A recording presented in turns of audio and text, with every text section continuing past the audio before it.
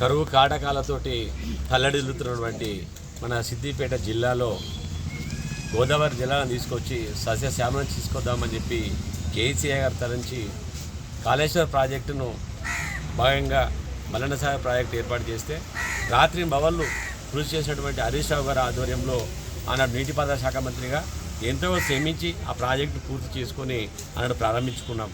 ఆ ప్రాజెక్టులోకి 21 టీఎంసీల నీళ్లు వచ్చే సందర్భంగా శుభ సందర్భంగా ఆ గోదారమ్మ తల్లికి పూజలు చేసుకుందామని మన హరీష్ రావు గారు వస్తే కాంగ్రెస్ పార్టీ నాయకులు అడ్డుకోవడం సిగ్గుచేటు, అడ్డుకోవాలని ప్రయత్నం చేయడం సిగ్గుచేటు.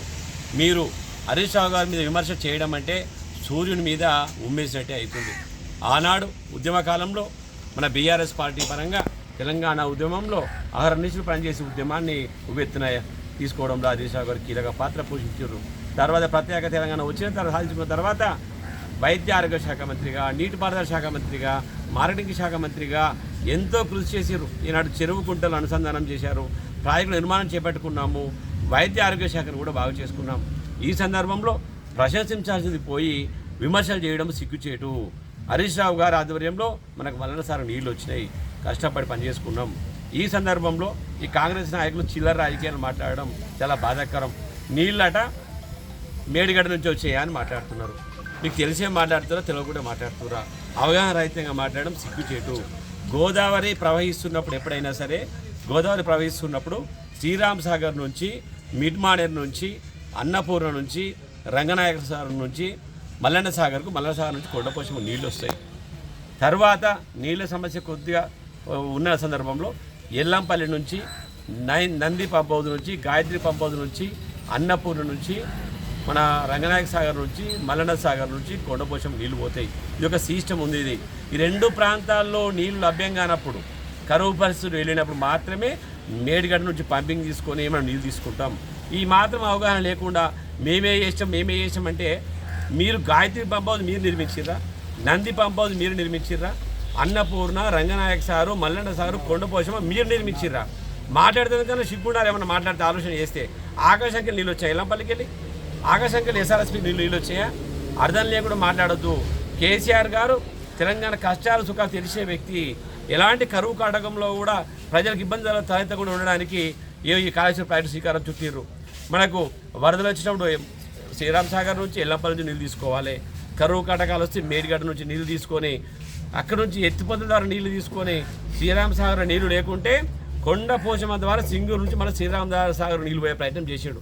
అంత గొప్ప టెక్నాలజీ మన కాళేశ్వర ప్రాజెక్టు. ఇంతమంది ప్రాజెక్టును మేడిగడ్డ మీద ఒక పిల్లర్ కుంగిపోతే శుద్ధ రాజకీయాలు చేసి మొత్తం 1,00,000 కోట్లు అవినీతి అయ్యా అని చెప్పి 93,000 కోట్లతో ప్రాజెక్టు నిర్మిస్తే 1,00,000 కోట్లు అవినీతి అయినాయని చెప్పేదాకా సిగ్గు లేకపోయాయి. ప్రజలు నమ్మించుకుని ఓటేసుకుని అధికారంలోకి వస్తుంది. మీరు చేసింది ఏం లేదు, పోయింది ఏం లేదా? మరి 1,00,000 కోట్ల అవినీతి జరిగితే హరీష్ రావు గారు ఏం మాట్లాడారు? 1,00,000 కోట్ల అవినీతి జరిగితే కాళేశ్వర ప్రాజెక్టులో భాగమైనటువంటి Gayatri pump house, Nandi pump house ఎలా నడుస్తుంది? అన్నపూర్ణ, రంగనాయక సాగర్, మల్లన్న సాగర్ నీళ్ళు ఎట్టు వస్తున్నాయి? కొండపోశం నీళ్ళు వస్తాయి అంటుండు.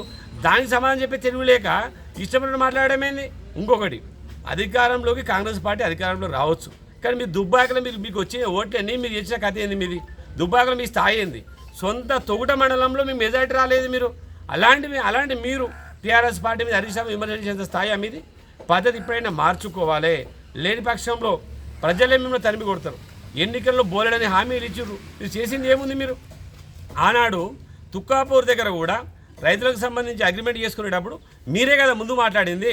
ఆనాడు కాంగ్రెస్ పార్టీలో ఉన్నారు కదా మరి డబ్బులు తక్కువైనా ఎందుకు కొట్లాడలేదు?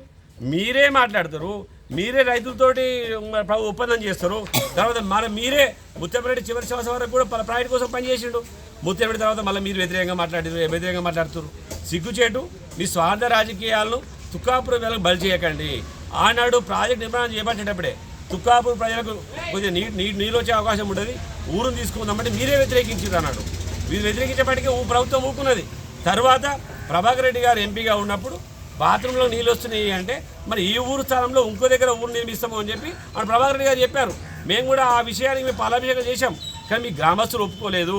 అన్నాడు ఏమన్నారంటే ఈ ఊరు స్థానంలో మేము మాకు వద్దు, ఆర్డర్ ప్యాకేజీ కావాలి అన్నారు. ఆర్డర్ ప్యాకేజీ కావాలి అన్నప్పుడు మీ ఒక్కరికి వీళ్ళు సాధ్యం కాదు కదా. తోగుంటతో పాటు ఇక చాలా గ్రామాలు ఉంటాయి. ఇట్లా గ్రామాలు ఉండి గ్రామాలు ఉండి ఈ స్థలాలు పోయిన వాళ్ళు. కాబట్టి అర్థం చేసుకోవాలి, ఈ చిల్లర మన రాజకీయాలు మానుకోవాలి. హరీష్ రావు గారు విమర్శిస్తే ఖబర్దార్. మొన్నటి వరకు కూడా బీఆర్ఎస్ పార్టీలో ఉండి పదవులు అనుభవించి కాంట్రాక్టులు చేసే వ్యక్తులు ఈరోజు కాంగ్రెస్ పార్టీలో పోయి మాట్లాడడం సిగ్గుచేటు. హరీష్ రావు గారు విమర్శ చేస్తే సహించేది లేదు. ఈరోజు ఈ ప్రాంతంలో ఈ కూడవెల్లి వాగు కావచ్చు, హల్దీ వాగు కావచ్చు, చెరువు కుంటల్లోకి నీళ్ళు వస్తున్నాయి అంటే రైతులు సగర్వంగా తలెత్తుకొని తిరుగుతున్నారు అంటే అది కేసీఆర్ గారి కారణము. కేసీఆర్ ఏ సాగునీళ్ళు వచ్చాయి, ఇలా కరెంట్ వచ్చింది, మంచిగా బతుకుతున్నాము. గన్ని 56 సంవత్సరాలు పరిపాలించినటువంటి కాంగ్రెస్ ప్రభుత్వంలో కానీ టీడీపీ ప్రభుత్వంలో కానీ సిద్దిపేట జిల్లాలో ఒక ఎకరాగా నీళ్ళు ఇచ్చారా? మేము ప్రశ్నిస్తున్నాం, మీరు ఇచ్చారా చెప్పండి. మరి మీరు ఎందుకు కట్టలేదు? అంబేద్కర్ ప్రాణహిత ప్రాజెక్టు పెట్టారు, కిలబలగం పెట్టారు, ఏళ్ళు గడిచి రూపాయి పని చేయలేదు. మరి కేసీఆర్ గారు 3 ఏళ్లలో 90,000 కోట్లతోటి ఈ ప్రాజెక్టు నిర్మాణం చేపట్టిండు. గతంలో కాంగ్రెస్ పార్టీలో ప్రాజెక్టులు అంటే ఏళ్ల తరబడి ప్రాజెక్టులు లక్ష కోట్లు అయ్యేది, లాస్ట్ వరకు 4 లక్షలకు అయిపో. ఈరోజు ఇంత తక్కువ సమయంలో ప్రాజెక్టు పూర్తి చేసి నీళ్ళు అందించి ఈ ప్రాంతాన్ని కాపాడుతున్న కేసీఆర్కు ఈ ప్రాంతపై సర్వదా రుణపడి ఉన్నాం. మీరు అధికారంలో ఉన్నారు, మీరు ఆనాడు ఇప్పుడు ఉన్నటువంటి డిప్యూటీ ముఖ్యమంత్రి దామోదర్ కావచ్చు, ముఖ్యమంత్రి రేవంత్ రెడ్డి గారు కావచ్చు, మల్లెడ సార్కి వచ్చిండు, వచ్చి పోరాటం చేసిండు, ఈ ప్రాజెక్టు వద్దు అన్నాడు. ఈరోజు ఆ వద్దన్న వ్యక్తులే మల్లెడ సార్ నీళ్లు నింపుకోవాలి, ఇక్కడ నుంచి మేము మూసిని ప్రక్షాళన చేస్తామని చెప్పి హైదరాబాద్ నీళ్లు తీసుకువెళ్తామని చెప్పి మళ్ళీ ప్రయత్నాలు చేస్తున్నారు. అంటే మాటలు వీరే వద్దన్నారు, మరి వీళ్ళని నీళ్లు తీసుకెళ్తామని మాట్లాడుతున్నారు. దానికోసం ఇక్కడ నీళ్లు నింపుతున్నారు. వాస్తవానికి గతంలో 17 టీఎంసీలు నీళ్లు నింపిరు, ఈసారి 21 టీఎంసీలు నీళ్లు నింపిరు. ఆ అధికారులు ఒక పద్ధతి ప్రకారం ప్రజలకు నీళ్లు నిల్వ చేస్తూ ఉంటారు. ఒకటేసారి 40 టీఎంసీ నీళ్లు రావు కాబట్టి అది మాట్లాడే ముందు అర్థం చేసుకొని మాట్లాడాలని కోరుతున్నాం. అలాగే మల్లన్న సాగర్ ప్రజలకు బీఆర్ఎస్ పార్టీ ఆధ్వర్యంలో కేసీఆర్ గారు కూడా ప్రభుత్వంలో చేసకడి